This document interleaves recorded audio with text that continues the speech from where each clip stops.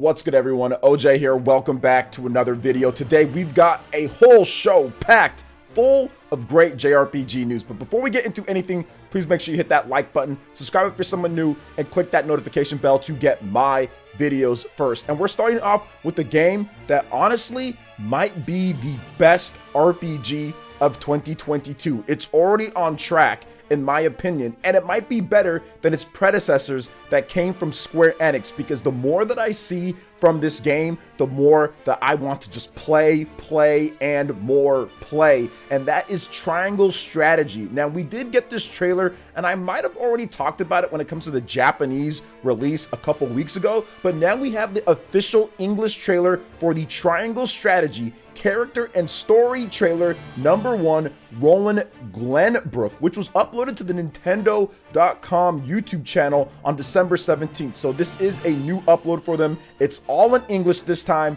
and I watched it multiple times. I watched it live on my live stream, and then I also watched it again previously before, just to kind of see and look and dissect like I do with RPGs. And this is absolutely incredible. I'm going to go into a few different things here to kind of get you guys prepped for this type of game, and trust me on there, man, I can see the eye when it comes to the RPG talent. I can see that in this game, and it oozes talent, it oozes creativity, it oozes just that style, that classic but that new age style kind of fused in, mixed in. They've looked at what the other RPGs have done before, so stuff like Fire Emblem, stuff like Octopath Traveler, Bravely Default, and it seems like they've taken the best things from narrative, from combat, from strategy RPG stuff, and said, hey, we're gonna do a little bit better here, we're gonna do a little bit better here, we're gonna do a little bit better here, and they've made this game Triangle Strategy. Nintendo put up this description of the trailer that you guys are watching right now. Learn about Roland, the Prince of Glenbrook, and the choices and characters you'll be faced with in the first character and story trailer for Triangle Strategy. Test the weight of your convictions in this upcoming turn-based strategy RPG from Square Enix. The decisions you make determines who joins you, will impact the path the story takes, and ultimately its outcome. Who will rise and who will fall. So very good stuff there. And I like with this trailer, what I think is really cool is the fact that when you play this game, or when you kind of just boot it up, and the demo, for example, it's not just a slam dunk, okay, this person, if you say this, they're gonna do this for you. You have to actually carry out executions. You have to actually carry out certain things, and it can change wildly because they will or might not support whatever decision that you make, and then you vote on it. I love how it's like that type of process. It keeps you in suspense, and it looks like in this trailer, it even shows more deviation in terms of what you can do. So what does that do? That breeds the replay value for the game. So you're going to be able to go through again and say, okay, well, this time I chose this path, but this time, what if I do this? But it seems like there's going to be multiple options within how you get to a certain conclusion. So I love when RPGs do that. Fire Emblem has done it before. We've seen it from other RPGs, but this just seems to be like it's so clean. And with the music and with the voice acting, with the pedigree of the developers that have already done stuff like Octopath and Bravely Default, it makes sense. It makes sense that this game is just kind of rising above what we've seen before. And that's why I want to talk about it again when it comes to Triangle Strategy. Some of the quality of life features that they've already went over, which we did discuss on the channel. Check out my previous video on Triangle Strategy. That is also going to be a big help too. So I think that they're taking everything that they've learned so far from these smaller RPGs that Square Enix has done in this same vein, like the Bravely Default, that's not HD 2D, but like the Team Asano, those type of games. You have the Octopath Traveler, games like that. They're taking everything that they know from there and applying it to this, and it's working out very well. Triangle Strategy, like I said, to me, looks like it's going to be one of the best RPGs in 2022 based off of what I've seen. And of course, the HD 2D looks better than ever running there on the Unreal Engine 4 with Nintendo Switch. So I'm looking forward to seeing more of the game, and I'm looking forward to the launch of the game. It's coming out in March, so it's not going to be too much longer here before we get our hands on this game, Triangle Strategy. So it's looking already really good. But what are your thoughts on Triangle Strategy, this new character and story trailer #1? So obviously there's going to be a lot more leading up until the release of the game with Roland Glenbrook and more.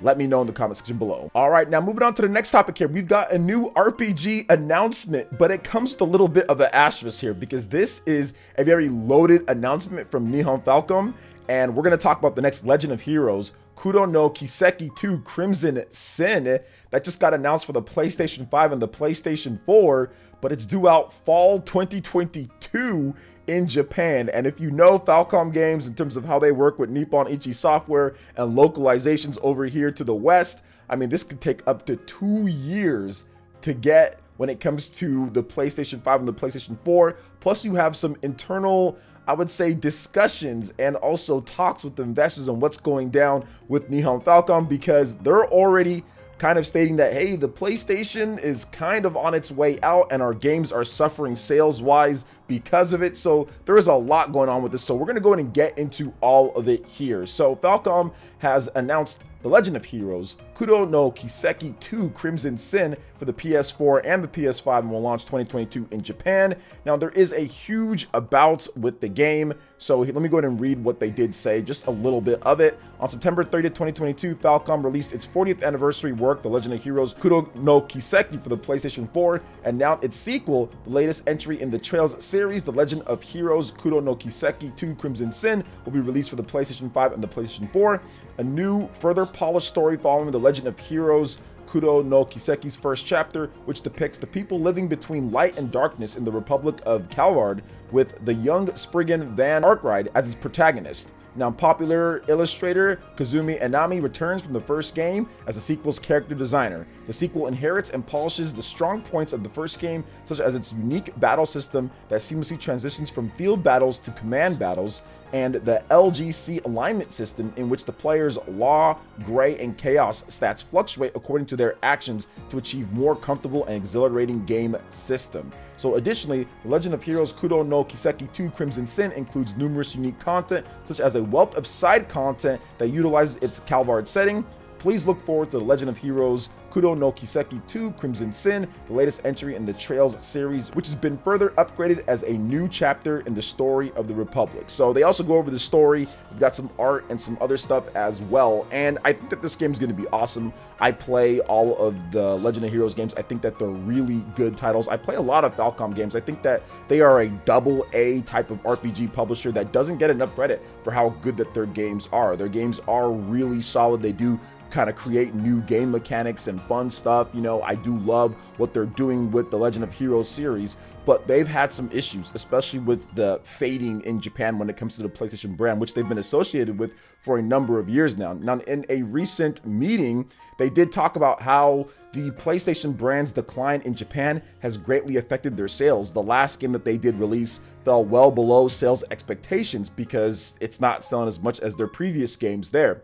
Now, we did also get some news that Falcom has decided to have an internal development for the Nintendo Switch. So before, what they used to do was just pretty much export the game out to Nippon Ichi, and Nippon Ichi would actually develop the game for them and then put it out there. So they would make the Switch version of the games. But now Falcom has said, hey, we're going to have internal development for the Nintendo Switch. And I think that that time process in terms of learning the system and having it in-house compared to having somebody else do it, yeah, that's going to take a little bit of time for them to actually get things acclimated, because I had a lot of people tag me with this and say, well, look, they just announced their next game for PS5 and PlayStation 4 and there's no Switch version. What's going on? I thought they said this. Well, I mean, this game's been in development for quite some time, right? They've been developing this game, so it's not going to be something where they can snap their fingers and all of a sudden there's a Switch version of it. In terms of an internal port of the game, they're going to have to take some time to get used to that. So I do think that eventually they're going to, because that's obviously the smart move. We saw how the PlayStation 5 is doing in Japan. They sold less than 1,500 units this past week for the sales, and the Switch is selling, you know, upward of 200,000 units in Japan for the past couple weeks there. So it makes sense for them to kind of move over to the Nintendo Switch in terms of developing too. Not saying that they're going to leave PlayStation behind, because all their engines and systems originated. They have everything set for that, but also include the Nintendo Switch and hopefully day and date releases in Japan, and of course faster localizations here in the West, because I think that there's a gap, right? Like the fact that they announced these games so much and they take a couple years to get to the West, we're already waiting for the last localization and they're already announcing the next games in the series. So they definitely need to work on that some way, somehow. I know that a lot of Japanese developers have started to do, I would say, releases that are closer, like maybe 6 months. So Falcom and Nippon Ichi Software need to work together in order to kind of close the gap a little bit, because there is overlap in terms of them announcing the games and stuff that we don't even get yet. So we'll see what happens here and we'll see what happens going forward. But yeah, like Falcom, they definitely have a little bit of a dilemma here because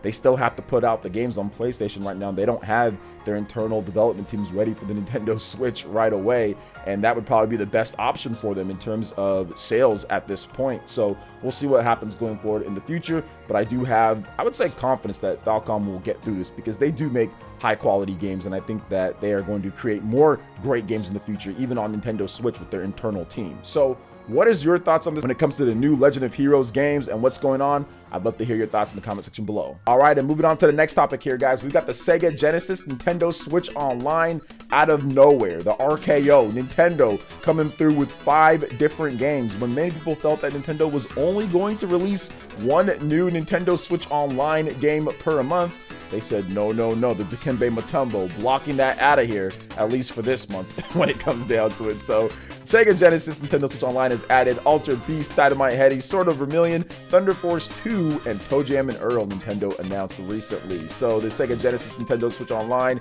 is available as part of the Nintendo Switch Online Plus Expansion Pack membership, which includes access to various other Sega Genesis and Nintendo 64 titles, as well as the Animal Crossing New Horizons Happy Home Paradise downloadable content. You guys are checking out the trailer right here, and out of these 5 games, I remember when all these games were coming out. I remember the commercials, I remember what was going on with Sega, and to me what stood out was Toe Jam and Earl. That was a game that was heavily marketed, and it was kind of like, this was supposed to be like really cool. And I remember playing the game back then and thinking this game sucks, but people do like Toe Jam and Earl. But I would say out of this whole list here, I think Dynamite Headdy, that is the game. The graphics look the best when it comes down to the Sega Genesis, and I think that the gameplay was really cool. It reminded me of like Yonoid in terms of just somewhat style, but like actually like really good instead, because Yonoid, I'm not so sure about that game, but I mean, we all played it, or at least people back then played it. When it comes to like the pizza promotions and everything. But back when I was at my friend's house, I remember playing this game, Dynamite Headdy, and thinking that it was so clean, it was so fun.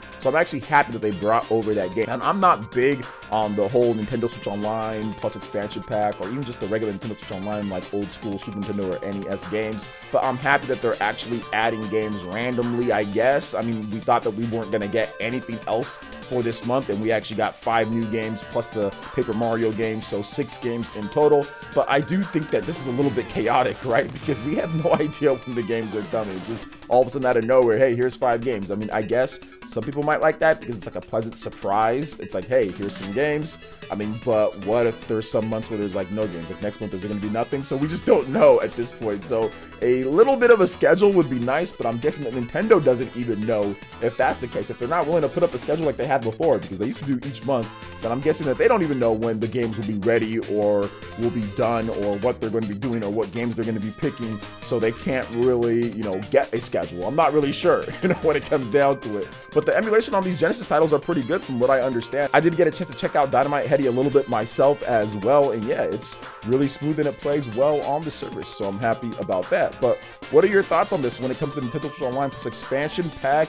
What do you think they're going to be adding next when it comes to Genesis or N64 games? Let me know your thoughts in the comment section below. All right, and moving on to the final topic here, we have a little bit of a weird story coming out from Square Enix and Final Fantasy XIV. So this was from Nebellion, and it was from the Final Fantasy 14 North American website, and they said that Final Fantasy 14 is so successful that Square Enix is temporarily suspending new sales of the game over the next few days. This includes both the digital and retail versions. New free trial registrations suspended, new ads will be suspended as well. So from what I've been hearing about this game, and this is something that I want to kind of get into, I talked about Final Fantasy 14 on my live stream the other day, and how people play it, what you do, because I've been hearing so many people talk about how great Endwalker is, how great Final Fantasy 14 is, and I remember just the disaster when it first launched. I covered this game on my website, PlayerEssence.com, back in the day, and it was such a disastrous launch, but they've turned things around. This is like one of the greatest comeback stories of all time for a game, because this was so bad at launch, but now it's so successful to the point to where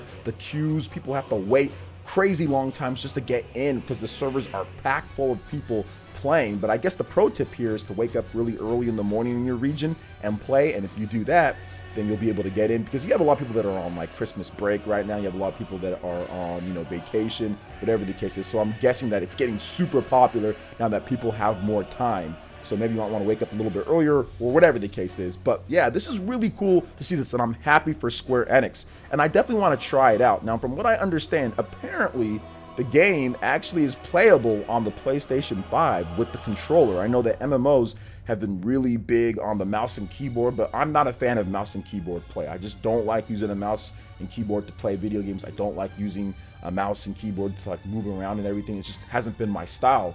But the PS5 version, from what I understand, is very playable even with the controller, and there was a whole blog post detailing how they did it. So I'm definitely going to check things out on PS5 once things calm down just a little bit. I thought that maybe they'd pull the Fantasy Store online because I was trying to get more information and be able to play like offline without people or play with CPUs in the world, but you can't do that, which is unfortunate for me. But at the same time, it is Final Fantasy 14 online, so I guess you have to play with the online people and do the raids and stuff like that. But it's going to be very interesting to just see how this evolves and see where they take this here. But I'm happy for Square Enix. I think that they deserve the success, and they're making a ton of money off of this game. And there was an article actually not too long ago saying that this was the most successful from a profitable standpoint Final Fantasy game ever, and that makes sense considering what's going on right now.